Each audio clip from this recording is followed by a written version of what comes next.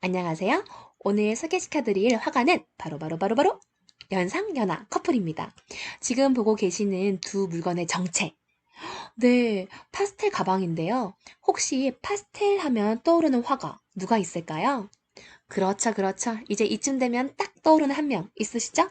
네, 무의의 화가라고 불리는 에드가 드가와 드가를 진심으로 존경했던 화가 메리 커셋의 가방이라고 합니다. 이 두 가방만 딱 봐도 야, 그림 그리려고 정말 노력했구나라는 걸 짐작할 수 있었는데요. 왜 드가와 커셋은 아직까지도 사귀었다, 안 사귀었다 굉장히 말이 많잖아요. 그래서 저는 이 두 화가를 딱 볼 때마다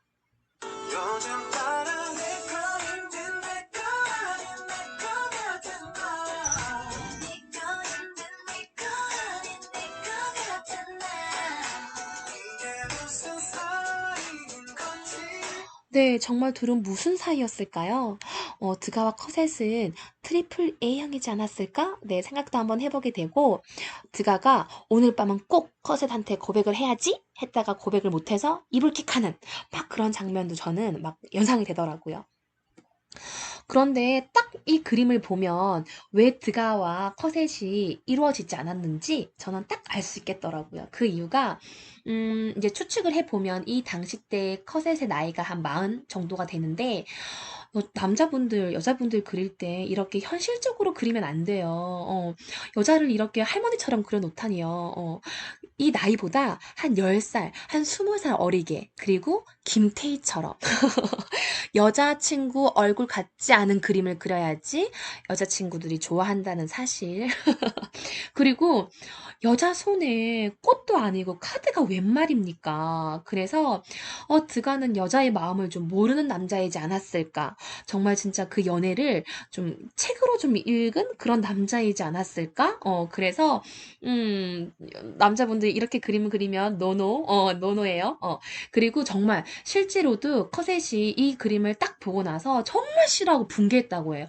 어떻게 나를 이렇게 그릴 수가 있냐고. 예술적으로는 무슨 가치가 있을지 모르겠지만, 난 내 그림을 이렇게, 남겨지는 거 정말 싫다고 이야기를 했지만, 남겨져서 이렇게 제 눈에도, 네, 보이게 됐네요. 그래서 남자분들 꼭 명심해 주시면 좋을 것 같고요.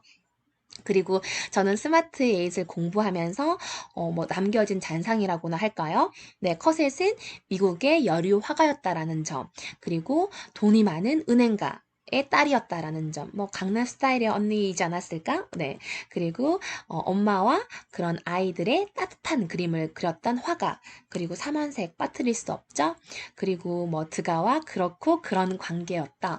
저는 근데 그 드가가 오빠인 줄 알았거든요. 그런데 동생이더라고요. 연하남이었었어요. 혹시 어머님들 드가와 같은 연하남에 대한 그런 추억이 없으신가요? 저는 급작스럽게 한번 생각을 딱 한번 해봤더니 저는 되게 연애하는 스타일이 오빠만 되게 좋아했었거든요. 그런데 연하남이라고 하니 딱 한 명이 내 떠오르는 사람이 있긴 하지만 네. 뭐 이쯤에서 하겠습니다. 네. 자, 저번 시간에 말씀드렸다시피 메리 커셋은 인상주의를 대표하는 여성 화가 3명에 속하고요.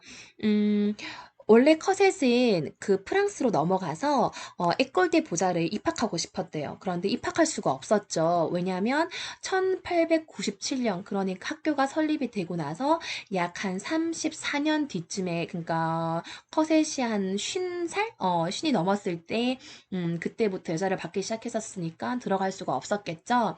그래서 나중에 제롬이라고 하는 교수님한테 과외를 받거든요. 그건 잠시 후에 보도록 하고요. 그리고 커셋 이제 말고도 베르트 모리조가 있었는데 베르트 모리조 같은 경우에는 로코코 화가의 정말 대가였죠. 프라고 나르의 증손녀였다고 합니다.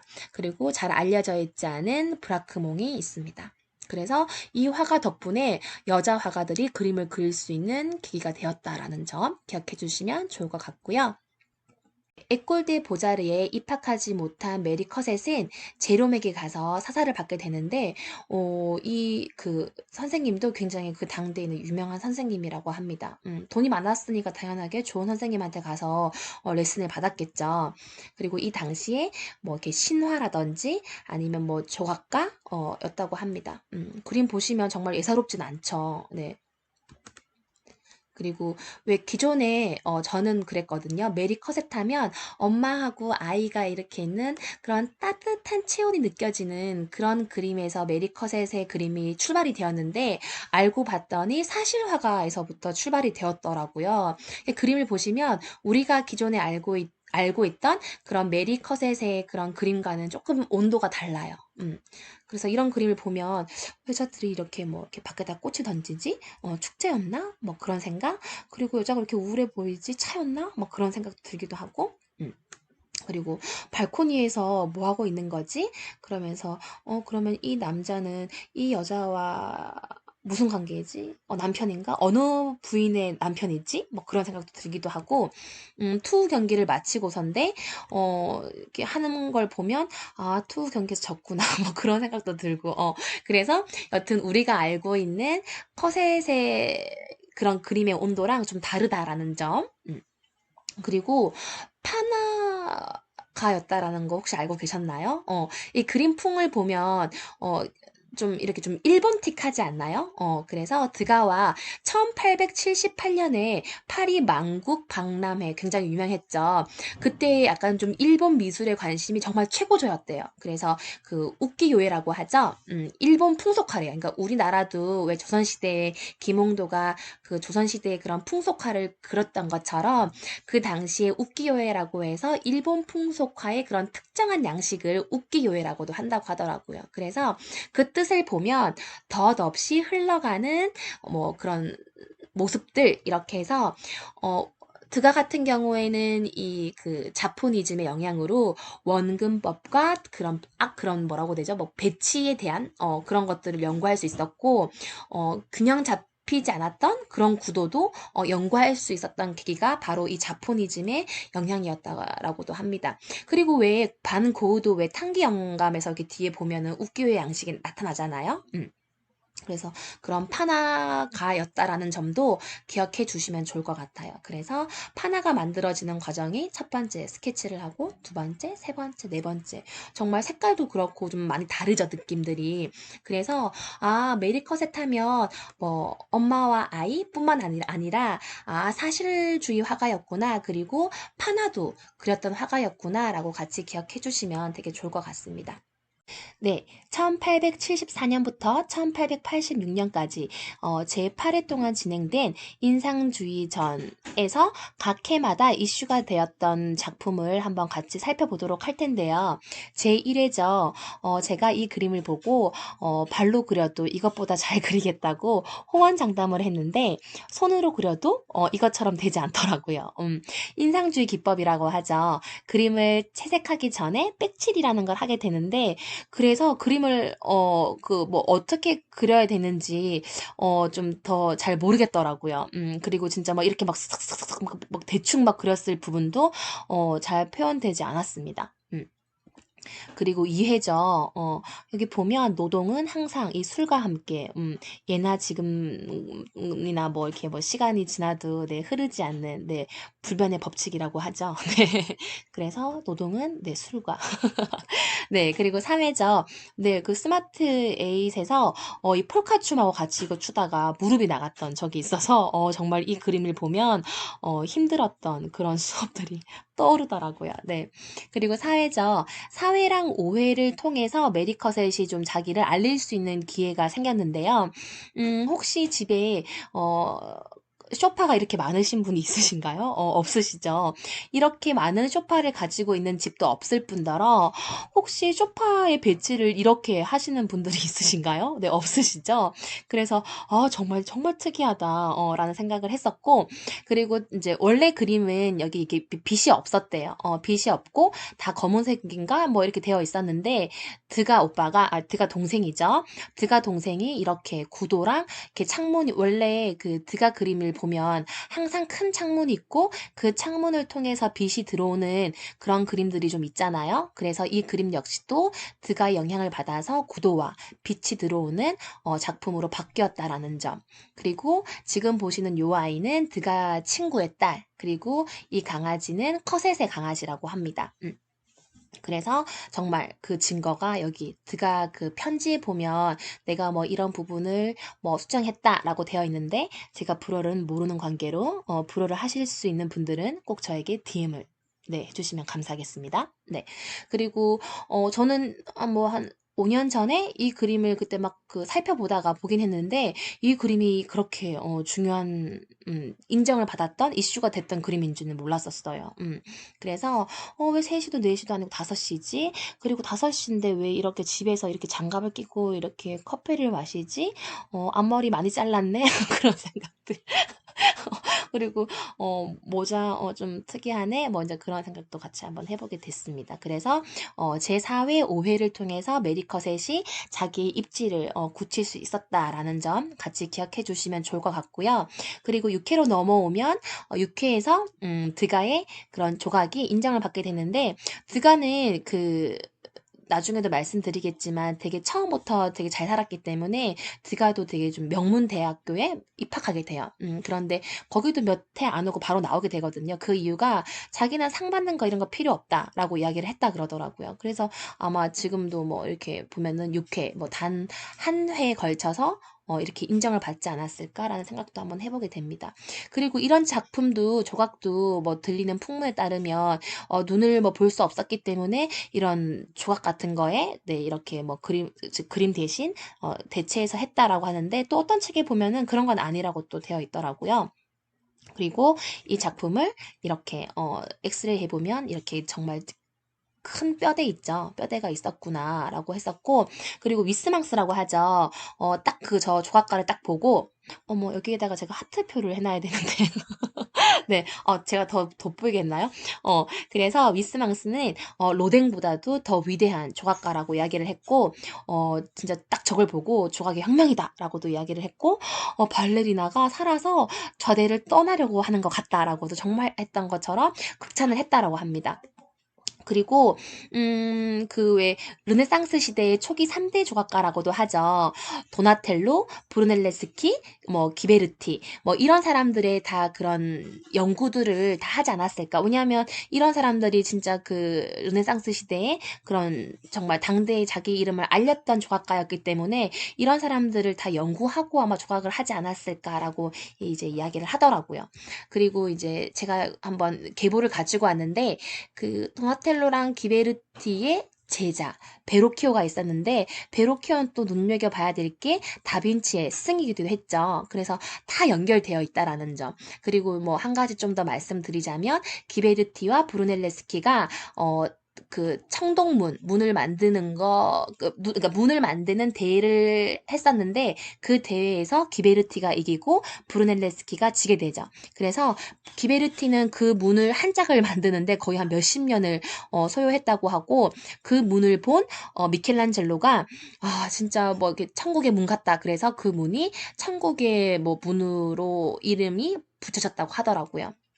그리고 그 대결에서 진 브루넬레스키는 이불킥을 하지 않고 바로 로마로 가서 뭐 기하학이라든지 판테온 이런 것들을 보고 연구를 했다고 해요. 그래서 10년 만에 다시 돌아와서 두오모 여기 지금 누가 만들 건지 막 공모를 했는데 거기서 가서 이제 당첨이 돼서 당첨이라고 해야 될까요? 네, 그래서 건물을 올리게 됐고 그 건물을 올릴 때 건축이 완성이 됐을 때 기욤 드파이가 장미꽃이 피었네라는 그 곡이 울려 퍼졌다라고 합니다. 그래서 다 이렇게 연결되어 있다라는 점. 우리가 여기 알고 있는 다빈치라든지 라파엘로라든지 뭐 미켈란젤로 다 지금 이 사람들로 기축을 해서 다시 뻗어져 나오는 거거든요.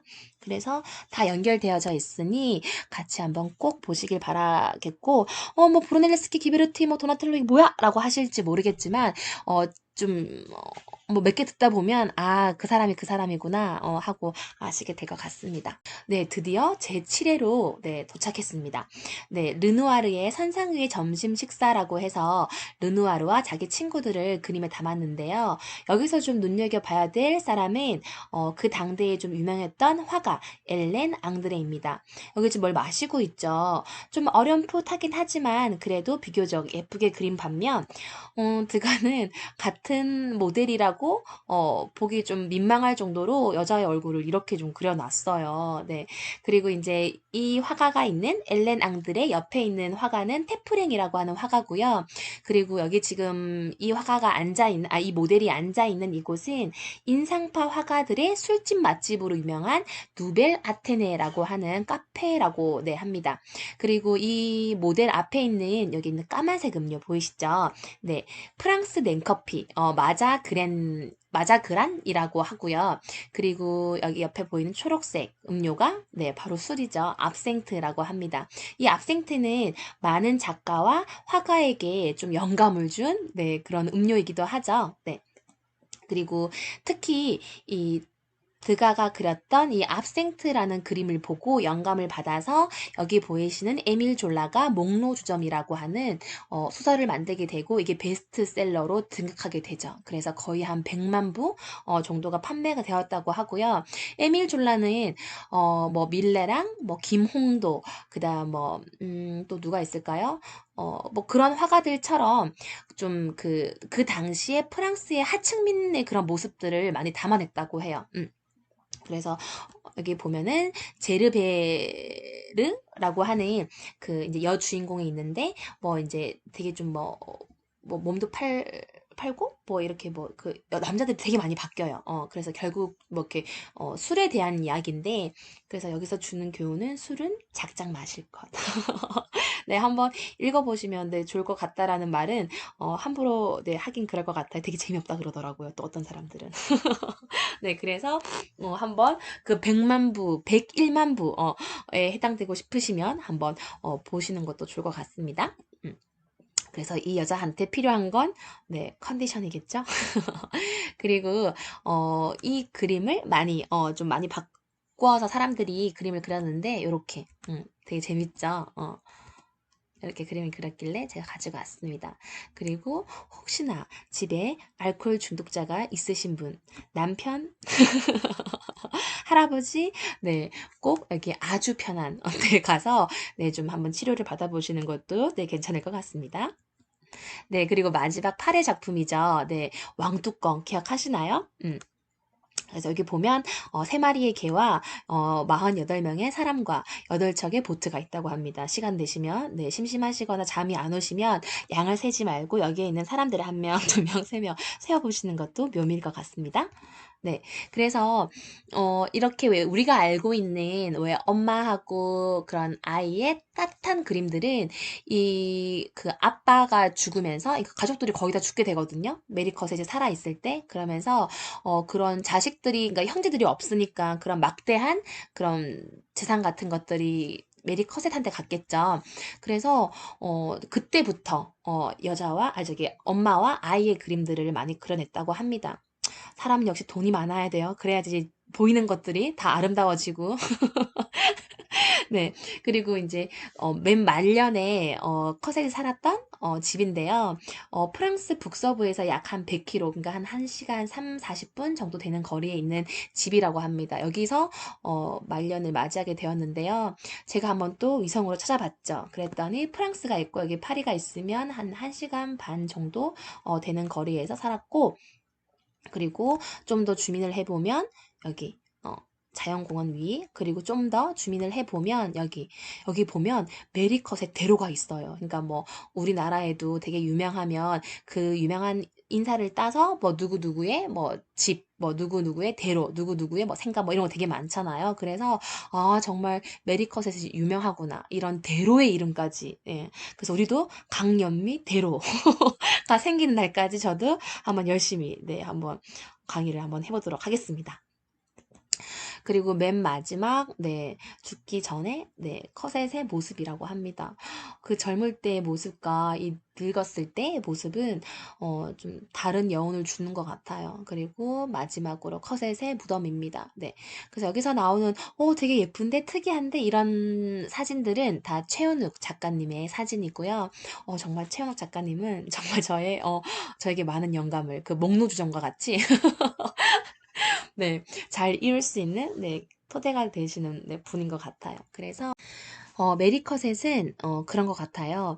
그 집안에서도 그림을 그리는 걸 반대했었고 프랑스 에콜 데 보자르에서도 여자의 입학을 허가하지 않았었고 자기가 태어났던 미국에서도 그 당시 여자들이 그리는 걸 허가하지 않았음에도 불구하고 자기의 소신을 굽히지 않고 그림을 끝까지 그렸죠. 그래서 서양의 3대 화가에 속했다라는 점에 대해서 정말 박수 쳐주고 싶고요. 그리고 그 메리 커셋의 연하남이었죠. 드가 역시도 메리 커셋과 같이 은행가의 자제분으로 강남 오빠이지 않았을까 생각이 들고 실제로도 유복한 가정 환경에서 성장했다고 합니다. 13살에 엄마를 여의고 할아버지와 아빠의 영향을 굉장히 많이 받게 되는데 할아버지와 아빠가 나고 자랐던 나폴리라는 곳을 굉장히 사랑했다고 합니다. 나중에 왜 여행 갔을 때도 그 이탈리아 여행 중에 오페라를 보게 되고 그래서 발레를 많이 이렇게 그렸다고 하거든요. 이런 점에서 보면 내가 뭘 좋아했고 나의 그런 뭐 고향이 어디냐에 따라서 내 자식의 그런 미래도 좀 바꿀 수 있다라는 생각을 좀 한번 했었고요. 그리고 항상 일요일이 되면 아빠가 드가의 손을 잡고 루브르 박물관에 가서 구경을 했다고 합니다. 그래서 일요일마다 자식과 무엇 하고 계시는지 궁금합니다. 네. 그리고 여기 보고 계시는 이 피라미드가 보여서 말씀을 드리는데 이 피라미드도 왜 생뚱맞게 루브르 박물관 앞에 있지? 라고 생각이 드시죠? 그 이유가 나폴레옹이 이집트를 정복하러 갔을 당시에 인문학자들을 정말 많이 데리고 갔대요. 그 이유가 왜 우리나라가 그러니까 한 나라가 다른 나라에 그런 정복하러 갔을 때 문화재를 가지고 오는 건 되게 뭐 도굴공과도 되게 같아서 되게 좀 이렇게 도둑놈처럼 이렇게 취급을 하는 반면에 예를 들어서 제가 만약에 미국에 가서 뭐 문화재나 이런 것들을 그려오는 건 아무나 할 수 있는 거고 그게 나쁘다고 생각을 하지 않잖아요. 그건 역시 나폴레옹은 그 땅을 정복하려고 했던 것뿐만 아니라 그 나라에 있는 문화재까지도 다 흡수하려고 했다라는 점이죠. 그래서 정말 이름이 있는 그런 왕들은 정말 다른 마인드의 사고방식을 가지고 있구나. 그리고 왜 우리가 인문학을 공부해야 되는지를 나폴레옹을 통해서 네, 조금 배울 수 있었습니다. 네, 잠시 얘기가 샜네요. 지금 보고 계시는 화가는 앵그르라고 하는 화가인데요. 이 앵그르가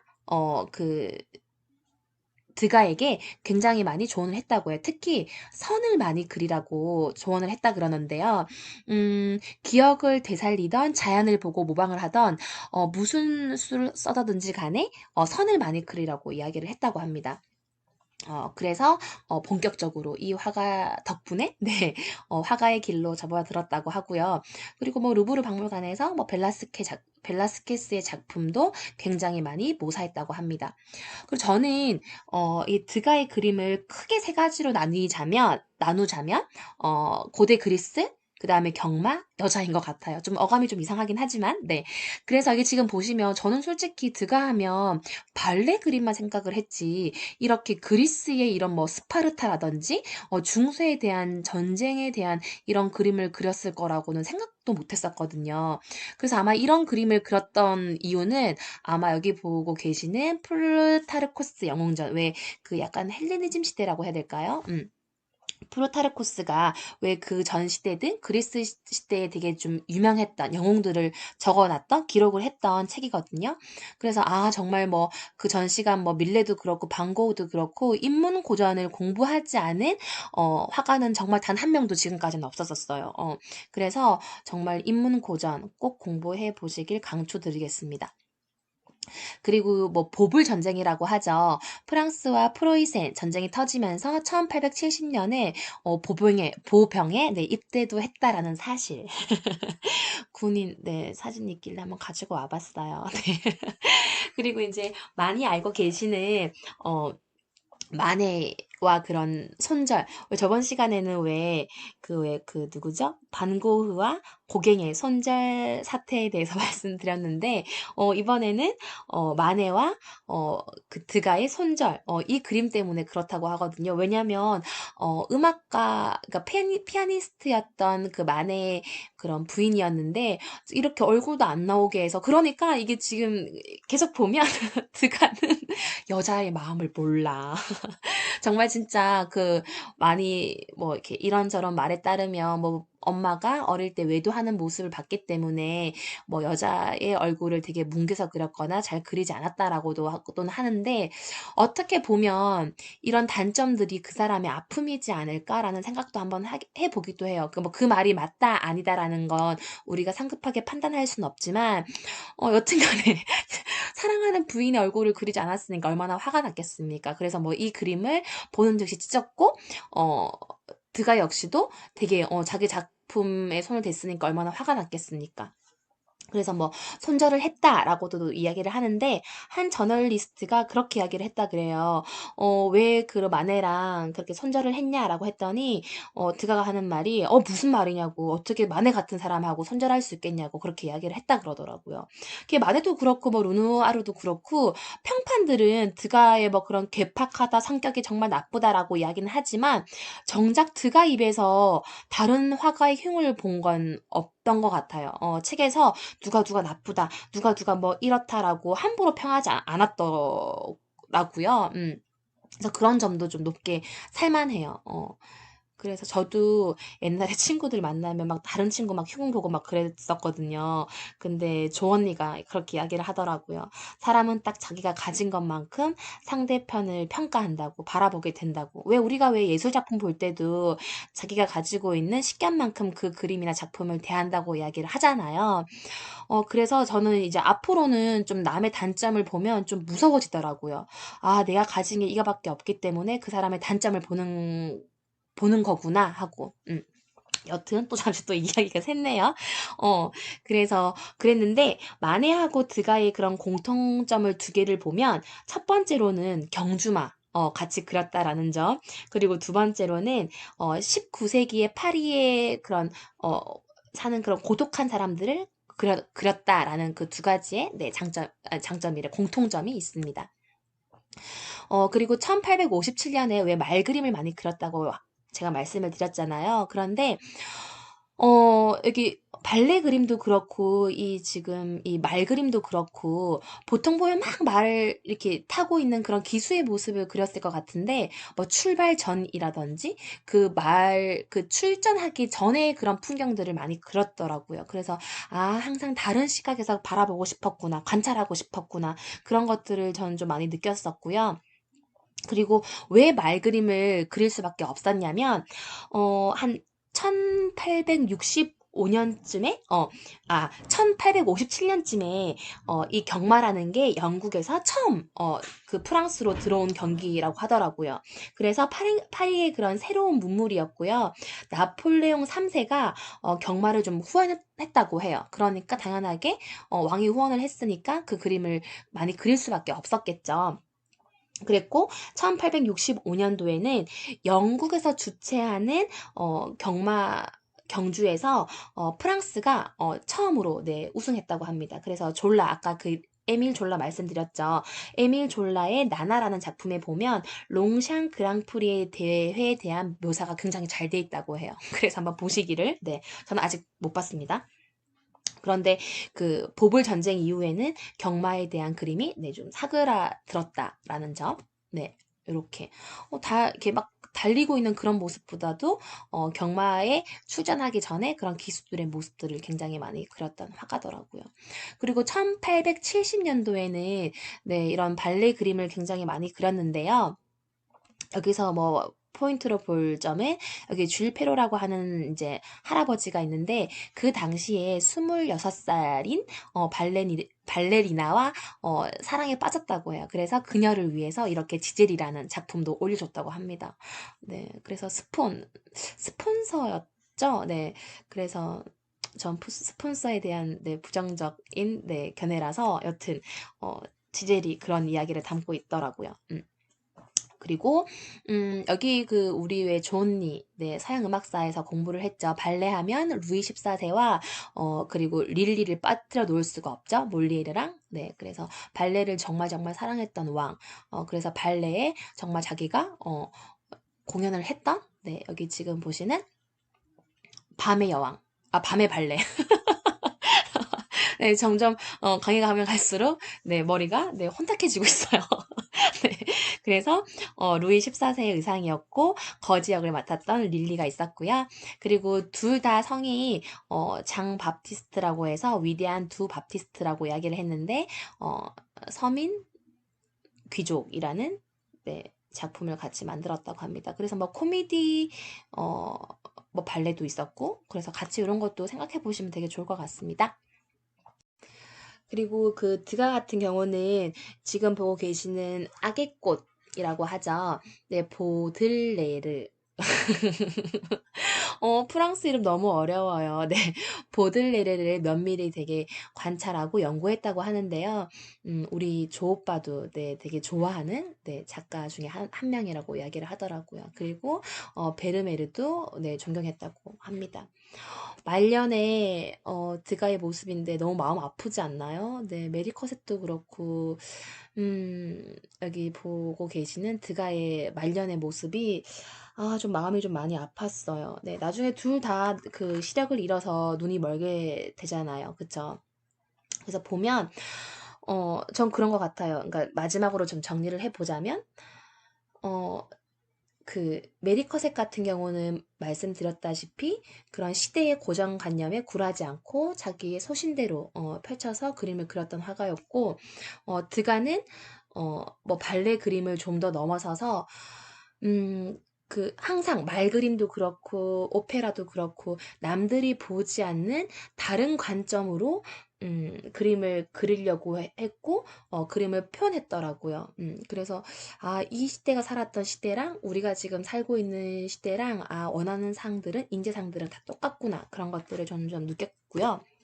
그리고 정말 좀 아이러닉하게 왜 우리의 머릿속에 딱 각인되어 있는 건 메리 커셋 하면 엄마와 아기의 따뜻한 그림 그리고 이 드가 하면 이런 발레하는 그림들을 빠뜨려 놓을 수가 없잖아요. 그런데 아이러닉하게도 이런 그림을 아이와 이런 사랑스러운 그림을 그릴 수 있었던 건 부모님이 돌아가시면서 막대한 그런 유산들이 커셋에게 돌아갔죠. 그래서 돈이 생기면서 이런 그림을 그리게 되었고 드가 같은 경우는 원래 인상주의 그림은 그리지 않았었어요. 그런데 원래 정말 유복했다고 했잖아요. 그런데 동생이 사고를 말아먹게 돼요. 그래서 완전 진짜 한순간에 나락으로 떨어지게 되죠. 그래서 돈을 그 빚을 갚기 위해서 이런 발레 그림, 인상주의의 그림을 그렸다라고 하더라고요. 그래서 인생은 뒤움박이다, 세용지마다라는 명언을 네, 얻었습니다. 그래서 한번 이렇게 강의를 듣고 그냥 흘려버리지 마시고 한번 또 자기의 노트를 펼쳐서 공부해보고 정리를 해보면 또 다른 시각에서 드가와 커셋을 바라볼 수 있으니까 그렇게 한번 관찰해 보시면 되게 좋을 것 같습니다. 네. 네, 부족한 강의, 네, 이때까지 들어주셔서 감사합니다.